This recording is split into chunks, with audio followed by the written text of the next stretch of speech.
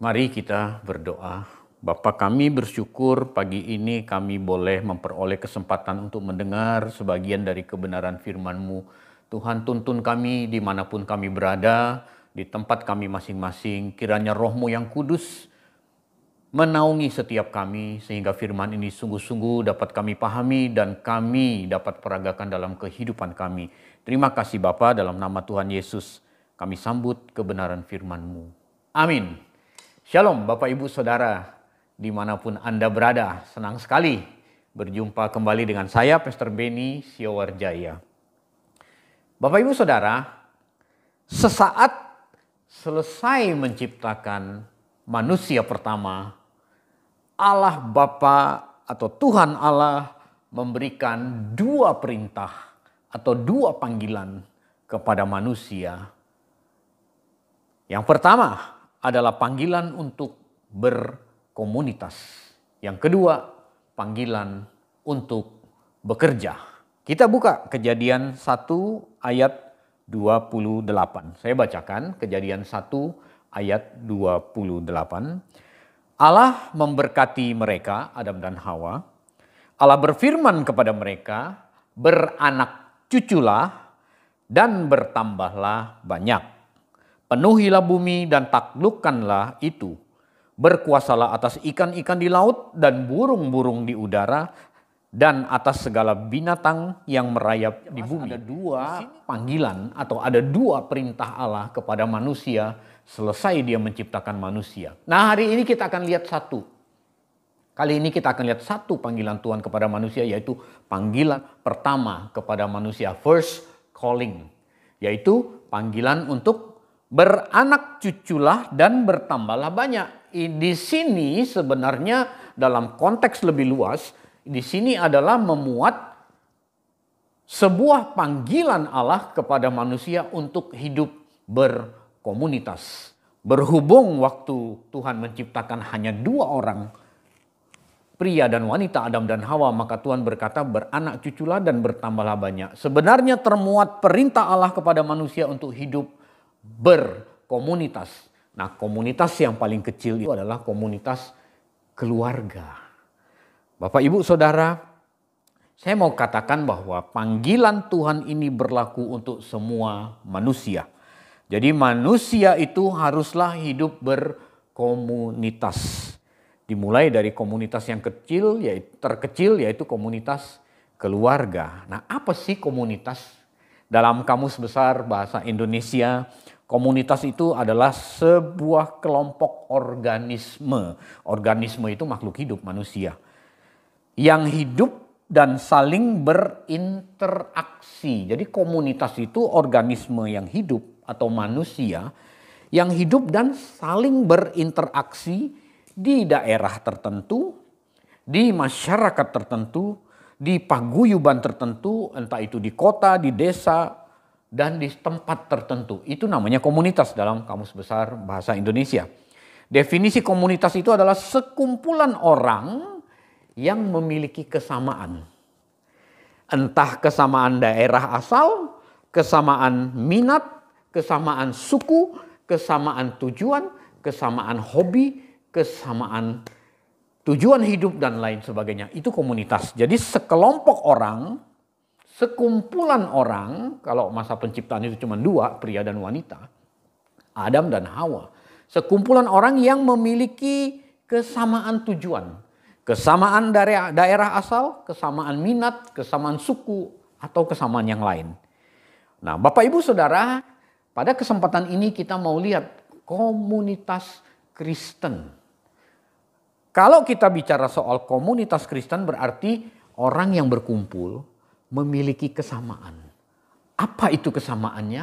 Apa ciri-cirinya? Ini yang saya mau bahas, Bapak Ibu Saudara. Kalau kita bicara komunitas Kristen, maka kita harus mengacu kepada Kristen mula-mula. Bukan mengacu kepada komunitas yang ada, nanti jadi bias kita. Tentu kita harus mengacu kepada komunitas Kristen mula-mula. Mengapa mereka disebut Kristen? Apa sih ciri-cirinya mereka disebut komunitas Kristen? Nanti kita akan ketemu Bapak Ibu Saudara. Nah, untuk itu mari kita buka Alkitab kita dari Kisah Rasul 11 ayat 26. Saya mau kita baca Kisah Rasul 11 ayat 26. Demikian firman Tuhan. Mereka ini Paulus, Barnabas dan murid-murid dan rasul-rasul yang lain. Mereka tinggal bersama-sama dengan jemaat itu 1 tahun lamanya. Tinggal 1 tahun lamanya. Sambil mengajar banyak orang. Tentu yang diajarkan Injil. Di Antiokhia lah murid-murid itu untuk pertama kalinya disebut Kristen atau disebut komunitas Kristen. Inilah cikal bakal pertama kali timbulnya kekristenan di dunia ini, di atas muka bumi ini. Mengapa mereka sampai disebut Kristen? Tentu kita harus menggali lebih dalam Bapak Ibu Saudara. Supaya kita mendapatkan intisarinya, oh mereka ini disebut Kristen, komunitas Kristen karena mereka punya beberapa ciri. Nah, saya mau mengajak kita lihat Kisah Rasul 11 ayat 19-20. Kisah Rasul 11, tadi 26, sekarang kita naik ke atas ayat 19 dan 20. Sementara itu banyak saudara-saudara telah tersebar karena penganiayaan yang timbul sesudah Stefanus dihukum mati. Mereka tersebar sampai ke Fenisia, Siprus, Antiokhia. Namun mereka memberitakan Injil kepada orang Yahudi saja. Ayat 20, akan tetapi di antara mereka ada beberapa orang Siprus dan orang Kirene yang tiba di Antiokhia dan berkata-kata juga kepada orang-orang Yunani.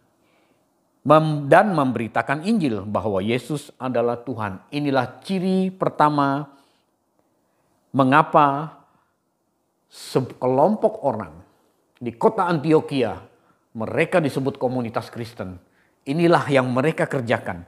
Mereka memberitakan Injil. Mereka memperkatakan Injil. Mereka memberitakan kabar gembira bahwa Yesus yang naik ke surga, yang disalib, itu adalah Tuhan. Itulah isi kabar gembiranya. Jadi Bapak Ibu Saudara, kalau kita ngomong sekarang memberitakan Injil, pikiran kita itu ke daerah, bikin KKR, bikin seminar. Bawa Alkitab yang tebal itu, bacain Alkitab, berkhotbah. Zaman itu Alkitab belum ada tertulis Bapak Ibu. Jadi mereka memberitakan Injil artinya mereka memperkatakan, mempercakapkan, laleo. Mempercakapkan kabar gembira.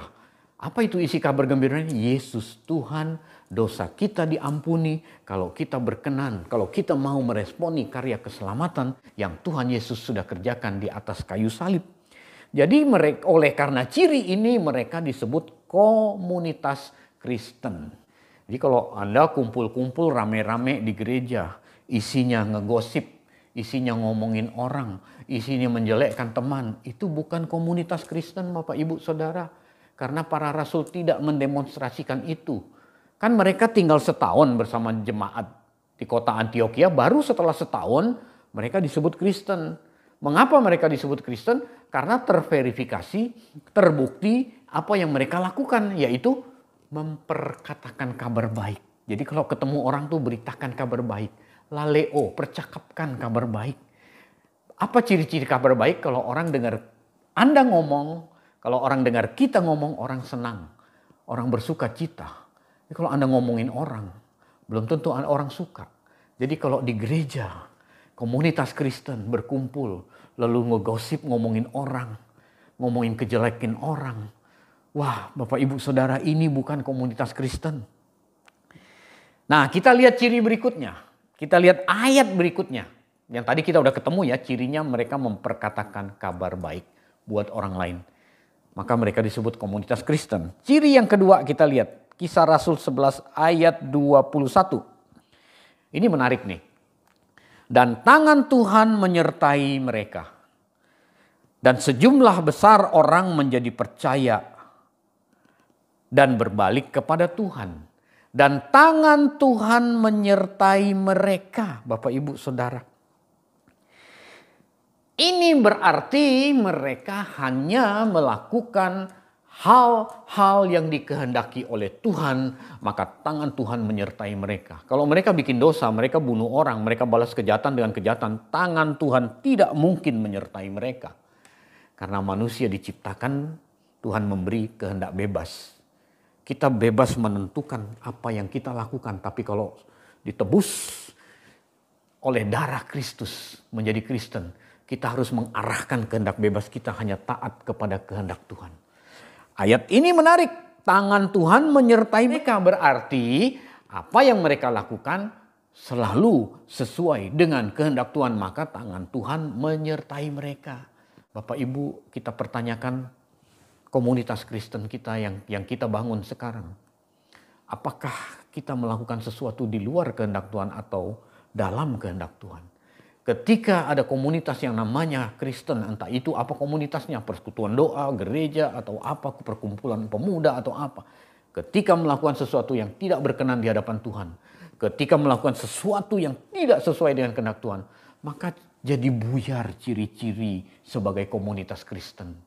Belum bisa disebut komunitas Kristen. Karena sekali lagi saya harus katakan, ketika kita berkata komunitas kita adalah komunitas Kristen, maka acuannya harus jemaat mula-mula. Bukan sinodemu, bukan gerejamu, bukan sinode orang lain, bukan. Tapi acuannya adalah Alkitab kota Antioquia untuk pertama kali mereka disebut Kristen. Ciri yang kedua, disertai oleh tangan Tuhan. Mengapa disertai oleh tangan Tuhan?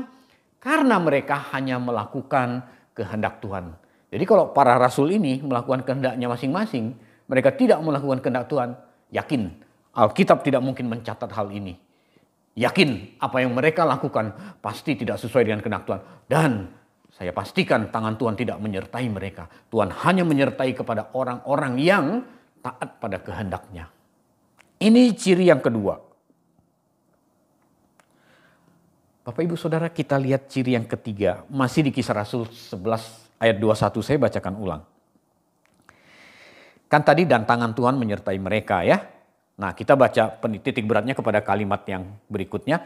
Dan sejumlah besar orang menjadi percaya dan berbalik kepada Tuhan. Jadi apa yang mereka lakukan oleh komunitas Kristen mula-mula ini, mereka membuat orang bertobat.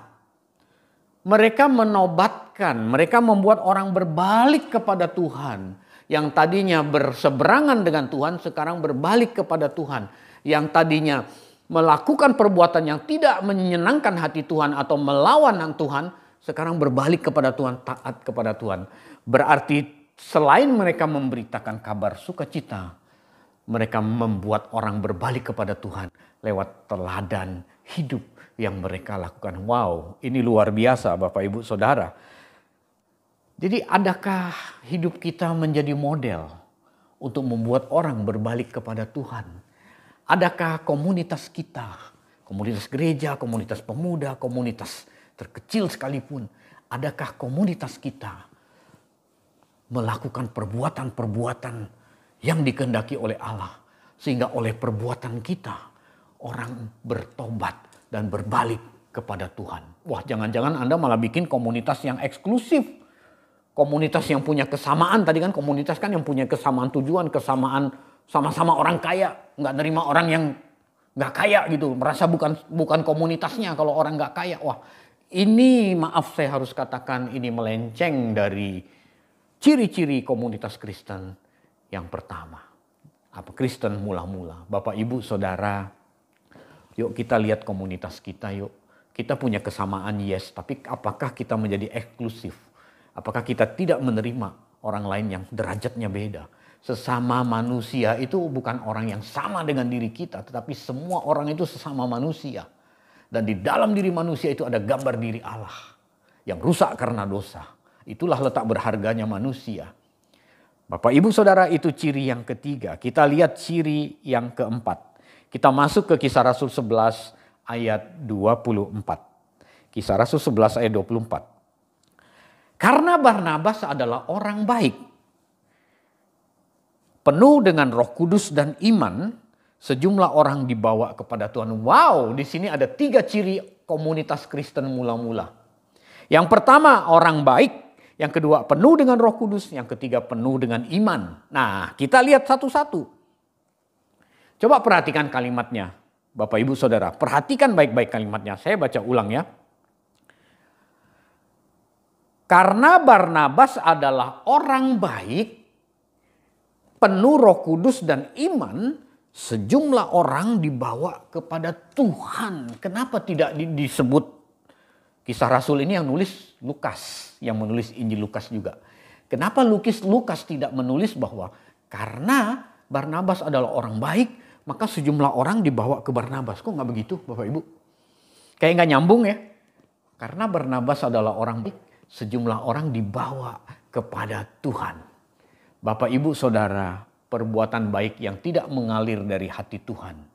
Perbuatan baik yang ada embel-embelnya. Perbuatan baik yang ada maksud dan tujuan tertentu. Itu besar kemungkinan bisa membawa orang yang melakukan perbuatan baik itu terjebak kepada dosa kesombongan. Sekali lagi saya ulangi, perbuatan baik yang tidak mengalir dari hati Tuhan sangat bisa menjerumuskan orang yang melakukan perbuatan baik itu terjerumus kepada dosa kesombongan. Itulah sebabnya Lukas tahu. Di bagian lain Tuhan Yesus juga sering Tuhan Yesus juga pernah berkata kan ketika dia menyembuhkan orang, ketika dia berbuat, Tuhan kata jangan kasih tahu siapapun. Tuhan Yesus menghindarkan dirinya untuk dikultuskan. Kalau seandainya Lukas mencatat di Injil, di Kisah Rasul ini, semua orang dibawa kepada Barnabas, mungkin Barnabas dan murid-murid yang lain bisa jatuh kepada dosa kesombongan dan bisa dikultuskan oleh banyak orang. Itulah sebabnya Lukas mencatat dibawa kepada Tuhan. Tentu melalui Barnabas dan murid-murid. Untuk apa? Untuk mendapat perbuatan baik. Untuk diperlakukan baik. Orang-orang yang nasibnya tidak baik. Orang-orang yang hidupnya tidak baik. Karena Barnabas dan rasul-rasul itu orang baik. Maka dibawalah kepada rasul-rasul di kota Antiokhia untuk menerima perbuatan baik. Jadi ciri komunitas Kristen itu harus jelas Bapak Ibu. Ciri yang keempat ini. Memiliki karakter Kristus baik. Kebaikan yang mengalir dari hati Allah. Bukan kebaikan yang mengalir dari diri sendiri, dari ego diri sendiri. Supaya nama besarnya makin dikenal orang. Supaya nama yayasannya makin dikenal orang. Supaya dia bisa menguasai orang. Dia berbuat baik untuk menguasai orang. Bisa juga demikian. Supaya dia bangga. Supaya orang memandang dia baik. Atau supaya dosa masa lalunya orang lupa karena perbuatan baiknya. Ini banyak motif-motif tertentu kalau perbuatan baik yang mengalir dari hati manusia. Itulah sebabnya Lukas berkata dibawa kepada Tuhan. Bukan dibawa kepada rasul-rasul. Sesungguhnya mereka dibawa kepada rasul-rasul. Nah Bapak Ibu, kita lihat komunitas Kristen yang ada dalam kehidupan kita masing-masing. Adakah komunitas kita punya ciri ini? Orang tahu, kalau ada orang kurang beruntung tuh coba datang ke sana tuh, ke rumah yang ujung, yang buntu gangnya itu. Itu orang Kristen tuh, baik tuh. Kalau itu baru namanya komunitas Kristen. Itu baru namanya orang Kristen sejati Bapak Ibu Saudara. Lagi dalam keadaan tidak baik, dalam keadaan susah. Coba ke komunitas gereja sana tuh. Kali aja bisa dibantu. Itu ciri-ciri orang baik Bapak Ibu Saudara. Sudah ada belum komunitas kita? Nah, kita sama-sama lihat Bapak Ibu Saudara. Itu ciri yang keempat. Ciri yang kelima tadi kita sudah baca. Tapi saya baca ulang, gak apa-apa. Karena Barnabas adalah orang baik. Yang kedua, penuh dengan Roh Kudus. Penuh dengan Roh Kudus. Ini luar biasa Bapak Ibu. Orang percaya yang tidak penuh Roh Kudus. Itu berarti dia menyia-nyiakan kenaikan Tuhan Yesus ke surga. Dan turunnya pribadi yang ketiga. Ketika Tuhan Yesus naik ke surga, maka roh itu datang, roh penghibur itu datang. Hendaknya orang percaya mengalami kepenuhan Roh Kudus. Kepenuhan Roh Kudus itu Anda jangan berpikir bahwa orang nyanyi-nyanyi penyembahan lalu bahasa roh, lalu gerak-gerak nyanyi nanti nangis. Itu kepenuhan Roh Kudus benar, tapi kepenuhan Roh Kudus secara sesaat, temporal. Ada satu jenis lagi kepenuhan Roh Kudus secara permanen. Kalau kepenuhan Roh Kudus secara temporal orang bisa berbahasa roh. Tapi setelah itu ya sudah gitu. Yang nyolongnya tetap nyolong gitu. Di gereja kepenuhan Roh Kudus. Waktu nyanyi, waktu penyembahan Roh Kudus menjamah. Dia kepenuhan Roh Kudus, dia bahasa roh, dia bernubuat. Tapi besokannya di kantor nyolong lagi. Itu kepenuhan Roh Kudus secara sesaat. Ada satu jenis lagi kepenuhan Roh Kudus secara permanen. Itu yang harus kita kejar Bapak Ibu Saudara. Itu yang diperagakan oleh rasul-rasul di kota Antiokhia. Sehingga jemaat kota Antiokhia melihat lalu berkata, ini komunitas Kristen ini, kepenuhan Roh Kudus ini. Mereka melakukan seperti apa yang Kristus lakukan. Diperlakukan tidak adil, tidak membalas. Dimaki-maki, mereka tidak balas maki. Tidak balas kejahatan dengan kejahatan. Dalam keadaan sulit, ada orang butuh bantuan, mereka juga membantu. Itu kepenuhan Roh Kudus secara permanen Bapak Ibu Saudara. Menghasilkan buah Roh Kudus. Tidak dendam kepada orang. Punya kasih. Nah, itu yang harus kita kejar. Dan saya sangat yakin apa yang diperagakan oleh rasul-rasul di kota Antiokhia. Tidak hanya mereka sampai disebut komunitas Kristen itu tidak hanya pada saat berkumpul mereka berbahasa roh, bernubuat saja. Tetapi lebih dari itu. Dalam kelakuan mereka sehari-hari. Mereka disebut komunitas Kristen karena mereka memiliki ciri kepenuhan Roh Kudus secara permanen. Mereka siap sedia menolong orang. Mereka menjadi pribadi yang nice, menjadi pribadi yang menyenangkan, menjadi pribadi yang membuat orang nyaman. Karena pada nama orang baik tadi itu. Dan mereka kepenuhan Roh Kudus secara permanen dan penuh dengan iman. Apa sih iman? Pisteuo dalam bahasa Yunani. Iman itu penurutan akan kehendak Allah. Yang diwujud nyatakan dengan tindakan, itu iman, pisteuo. Pisteuo adalah menyerahkan diri kepada objek yang kita percayai. Kalau kita percaya Tuhan adalah Raja, maka kita menyerahkan diri kita sepenuhnya kepada Dia. Artinya penurutan akan kehendak Tuhan. Yang diwujud nyatakan lewat tindakan. Sebab Rasul Yakobus berkata, iman tanpa perbuatan adalah seperti tubuh tanpa roh, nggak ada gunanya. Jadi iman, penurutan akan kehendak Tuhan harus diwujud nyatakan lewat tindakan. Kalau kita tahu ini adalah kehendak Tuhan, kita harus bertindak. Itu maksudnya. Jadi iman itu bukan sekedar aktivitas percaya. Tetapi iman adalah penurutan akan kehendak Tuhan. Bagaimana kita menurut kehendak Tuhan? Cari kehendak Tuhan. Dalam keadaan susah, Tuhan hadirkan orang untuk kita tolong. Kalau kita tahu itu kehendak Tuhan, lalu kita lakukan untuk kemuliaan Tuhan. Itulah iman Bapak Ibu Saudara. Itulah iman. Tapi Tuhan, saya lagi minus nih Tuhan. Tapi kalau Tuhan perintahkan, tidak ada yang mustahil Bapak Ibu Saudara. Tuhan mau lihat apakah kita punya iman atau tidak. Bapak Ibu Saudara, ini ada 6 ciri. Mengapa jemaat mula-mula di kota Antiokhia mereka disebut Kristen? Mereka memberitakan Injil, memperkatakan kabar sukacita, bukan kabar gosip, bukan ngomongin orang. Tetapi mereka memberitakan kabar sukacita tadi. Kemudian mereka disertai oleh Tuhan. Tangan Tuhan menyertai mereka. Mereka hanya melakukan segala sesuatu sesuai dengan perintah Tuhan. Maka tangan Tuhan menyertai mereka.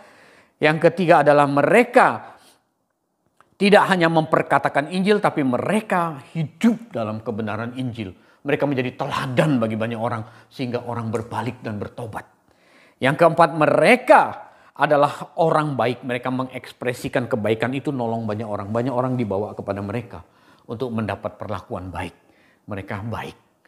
Ciri yang keempat. Ciri yang kelima, mereka penuh Roh Kudus. Mereka berbuah Roh Kudus. Ciri yang kelima, mereka penuh iman, penuh penurutan akan Tuhan. Nah, sekarang kita lihat komunitas yang kita bangun. Apakah komunitas yang kita bangun memiliki ciri-ciri ini? Kalau belum, Bapak Ibu Saudara, kita belum terlambat. Mari kita perbaiki komunitas kita. Kita sudah sedemikian tahun panjang berkomunitas. Tetapi ciri-ciri ini belum kelihatan. Ini masih komunitas, mungkin komunitas orang dunia.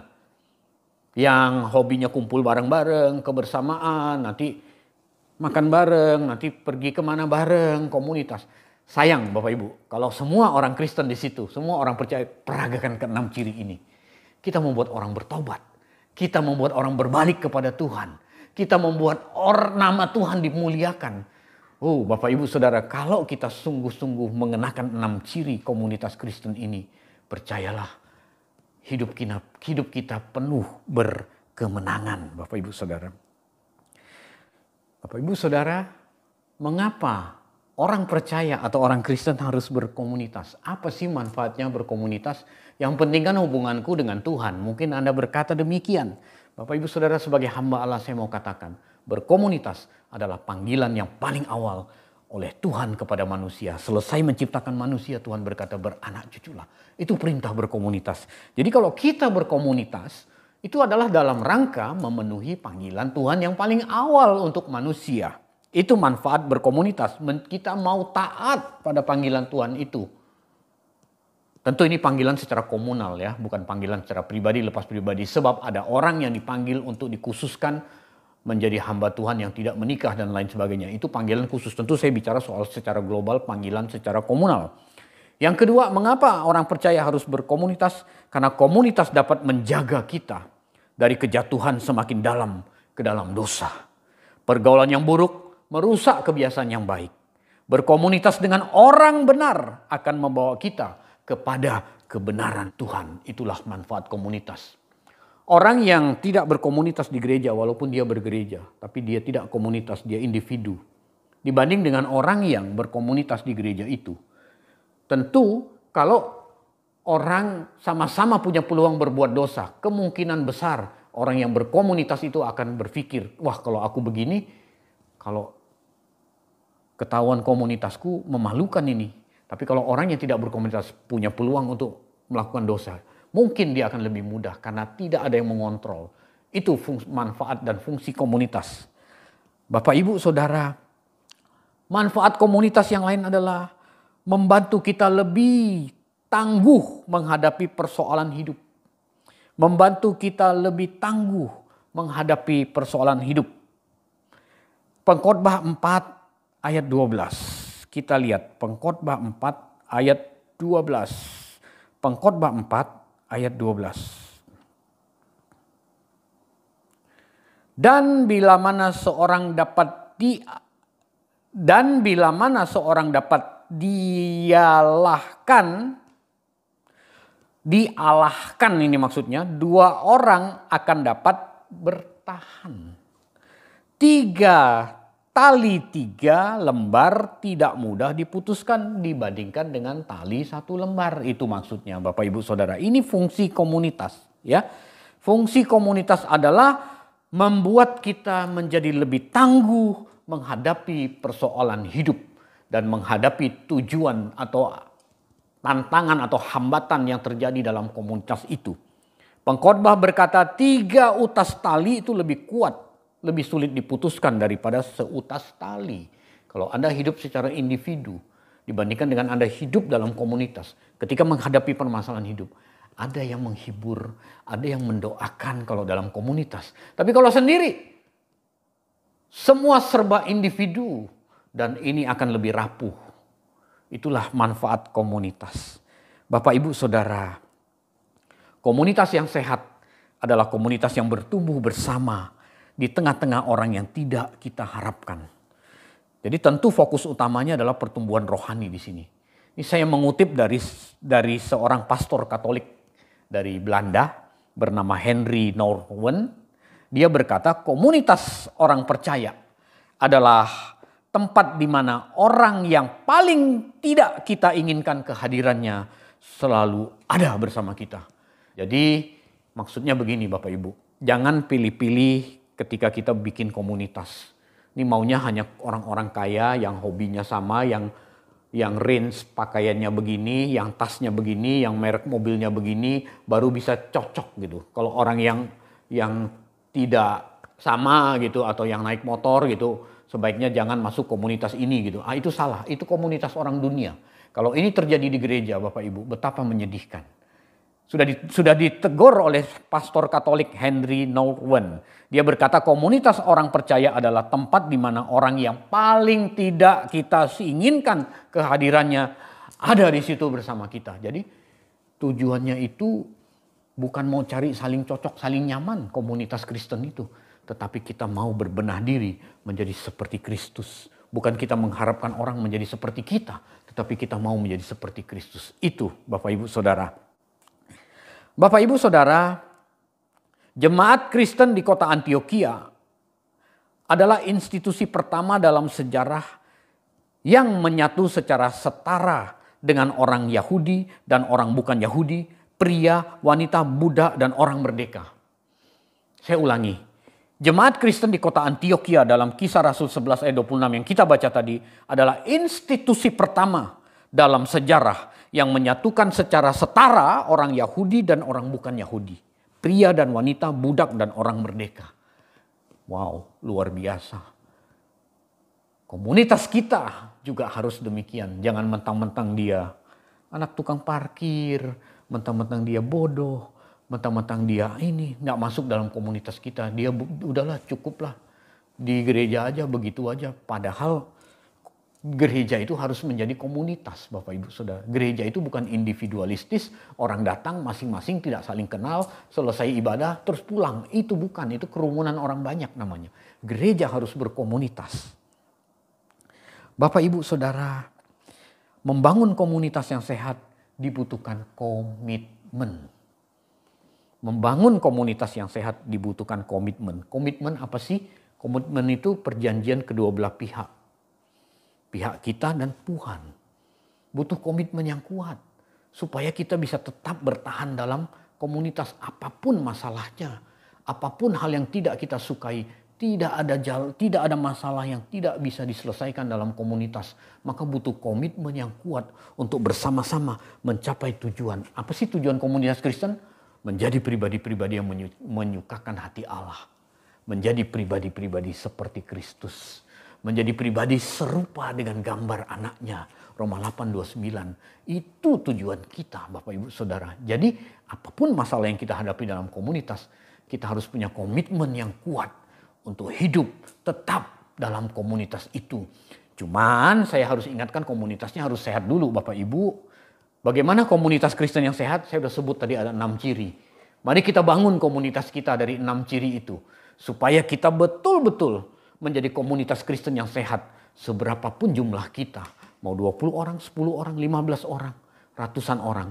Mengacu kepada komunitas Kristen mula-mula di kota Antioquia. Apa ciri-cirinya? Saya sudah sebutkan tadi. Tinggal sekarang kita serap kebenaran firman ini. Lalu kita praktekkan dalam komunitas kita masing-masing. Maka percayalah komunitas kita bertumbuh menjadi komunitas yang sehat dan berkenan di hadapan Allah. Maka dengan demikian komunitas kita layak disebut komunitas Kristen. Kalau belum gimana Pak Pendeta? Mungkin baru komunitas orang beragama Kristen. Belum komunitas Kristen seperti Kristen mula-mula di kota Antioquia. Selamat berkomunitas, selamat mempraktekkan apa yang sudah kita dengar dari firman Tuhan. Mari kita tundukkan kepala, mari kita berdoa. Bapa, kami berterima kasih untuk firman yang sudah kami dengar. Tuhan, tolong kami oleh kuasa Roh-Mu yang kudus, agar kami mampu menjadikan komunitas kami menjadi sebuah komunitas seperti komunitas yang Kau kehendaki.